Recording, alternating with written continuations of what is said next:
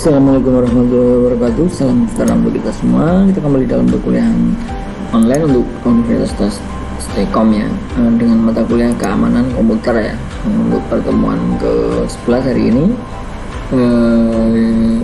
jangan lupa untuk pengabsanan disiapkan masing-masing, jangan sampai ketinggalan.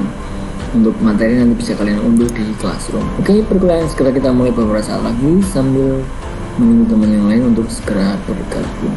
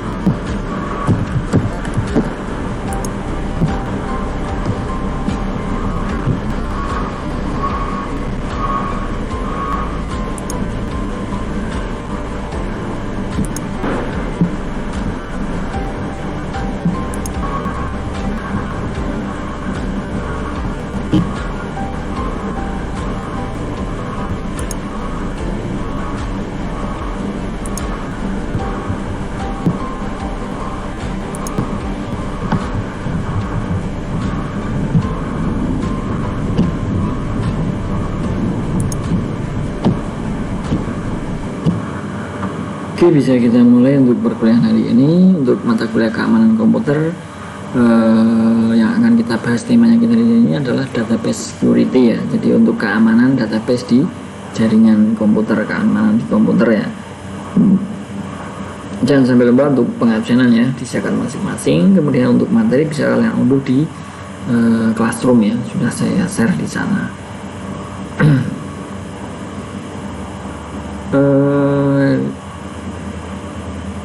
Ini ke berapa ya? 11 ya kalau tidak salah untuk pertemuan hari ini. Kita mulai saja ya untuk mempersingkat waktu. Kita bahas kan database security. Kita perlu tahu juga untuk apa itu database terlebih dahulu ya, tahu database itu apa yang akan kita bahas hari ini. Jadi database ini adalah kumpulan data yang disimpan dan diatur di organisasi sehingga data tersebut dapat diambil atau dicari dengan mudah atau efisien.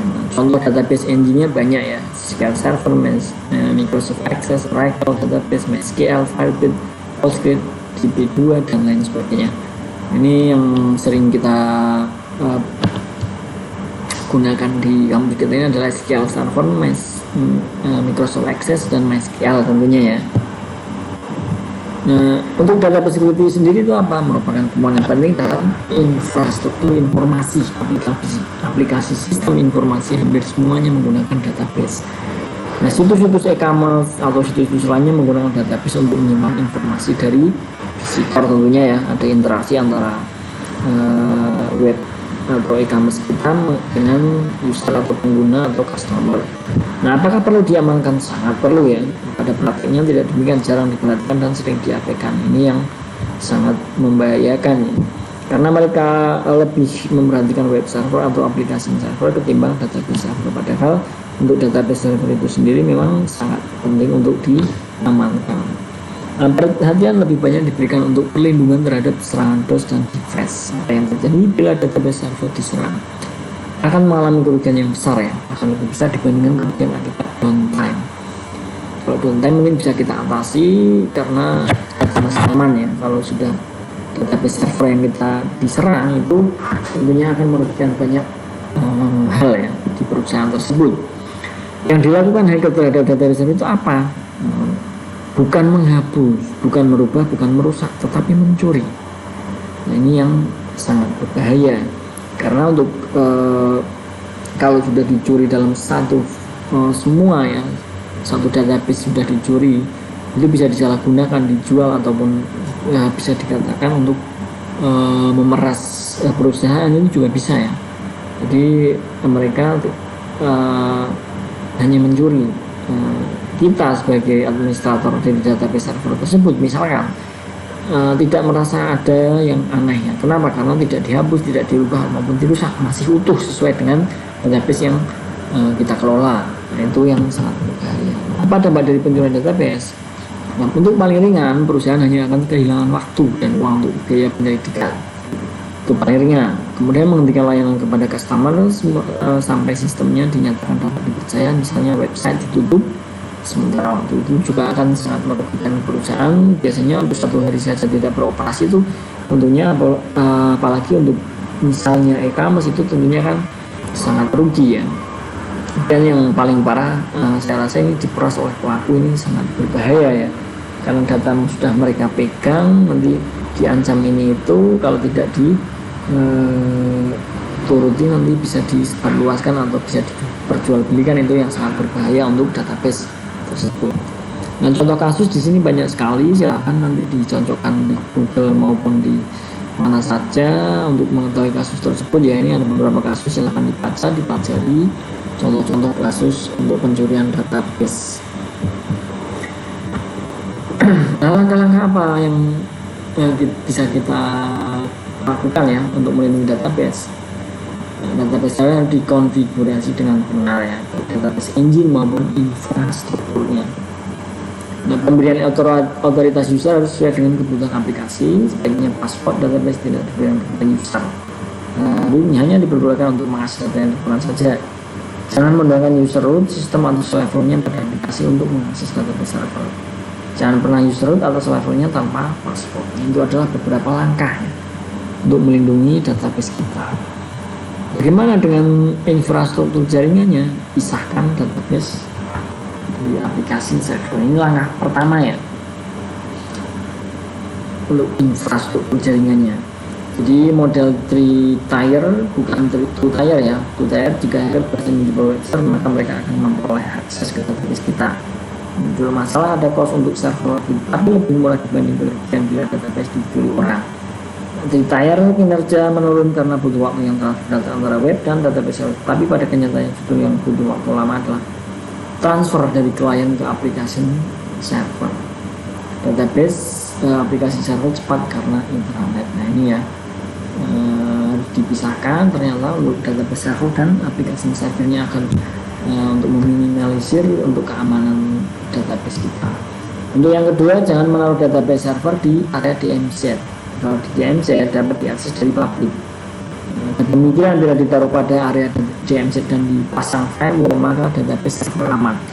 Yakin aman? Tidak ya sebenarnya. Memang benar firewall akan menjeruk paket yang datang dari luar menuju database server, tapi tidak membuat paket yang datang dari arah DMZ. Nah, misalnya server atau yang telah ini ternyata tidak aman ya kalau menaruh database server di DMZ.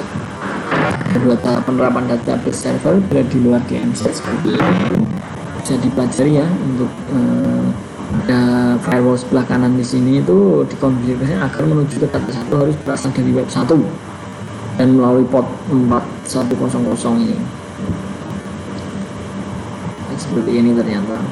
Nah, jika ada server yang tercemar di area DMZ, maka server itu tidak dapat menyerang data satu. Ternyata dengan menggunakan strategi seperti itu ya. Firewall dikonfigurasikan agar dapat menuju data satu harus berasal dari web 1 dan melalui port 4100 ini ya, atau 4100. Jika ada server yang tercemar di area DMZ, itu maka server itu tidak dapat menyerang data satu. Ini karena di sini sudah ada port 4100 ini ya, jadi tidak bisa menyerang data di sini kalau memang di sini ada pencemaran atau server lain yang mencemari di area DMZ itu tidak bisa menyerang data satu di sini. Data satu tidak menerima paket yang datang dari luar. Nah seperti itu contoh untuk prosesnya. Kemudian yang ketiga ada ganti peralatan hub dengan switch. Nah untuk menghindari bila intruder memasang program di salah satu server untuk menangkap data yang lewat pada jaringannya, untuk hub switch ini kebanyakan switch dapat dikontrol melalui telnet atau konsol. Apakah dengan memakai switch sudah aman? Bagaimana bila intruder sudah menguasai salah satu server dan berusaha untuk mendapatkan akses ke switch? Jika switch sudah dikuasai maka intruder dapat meneruskan trafik di area DMZ ke port dari server yang sudah dikuasai. Dan untuk yang keempat, ada enkripsi data antara web dan database server. Ada yang mengatakan saya sudah menggunakan SSL sehingga datanya aman. Perlu diingat, SSL itu hanya dari klien ke web server ya. Bagaimana dari web ke database server? Ini memang database server itu sering tidak terpikirkan lah untuk keamanannya itu ternyata juga perlu diamankan, tidak dienkrip. Jadi trafik data antara web dan database server dienkrip. Caranya bagaimana? Beberapa database engine sudah dilengkapi dengan encrypt melalui SSL yang sesuaikan dengan database engine yang dipakai. Bagaimana kalau belum dilengkapi dengan SSL? Bisa menggunakan SSH, port forwarding and tunnel ya. Nah kesimpulannya itu memang benar tidak ada jaringan yang kebal terhadap serangan hacker. Namun dengan langkah-langkah pencegahan ini kita dapat membuat sulit bagi intruder untuk mencuri data dari database atau dari lintas data. Kita setidaknya itu memberikan sebuah keamanan ya, bisa dibilang kalau orang itu berusaha, jangan diam saja, tapi kita tetap berusaha untuk mengamankan database kita dengan cara tadi ya. Dengan membiarkan database server tanpa pengamanan dengan firewall dan enkripsi akan menimbulkan masalah yang besar. Pastikan bahwa web server dan database server sudah di-patch dengan versi yang terakhir. Perlu pendidikan mengenai keamanan administrator jaringan, database server, dan web programmer. Pastikan bahwa web programmer atau web developer dan DBA telah melaksanakan tugasnya dengan baik. Nah, itu adalah kesimpulan dari database security atau materi kita database security ya untuk hari ini dalam keamanan komputer. Jadi saya rasa cukup untuk hari ini ya, untuk materi hari ini. Terima kasih untuk teman-teman semua yang sudah di dalam perkuliahan hari ini. Semoga apa yang saya sampaikan bisa mendapat bisa menjadi wawasan untuk menambah pengetahuan kita mengenai database security ya dalam keamanan sebuah komputer ataupun keamanan di komputer. Oke, saya akhiri. Terima kasih. Wassalamualaikum warahmatullahi wabarakatuh. Salam sejahtera untuk kita semua. Selamat belajar, selamat beraktivitas. Terima kasih.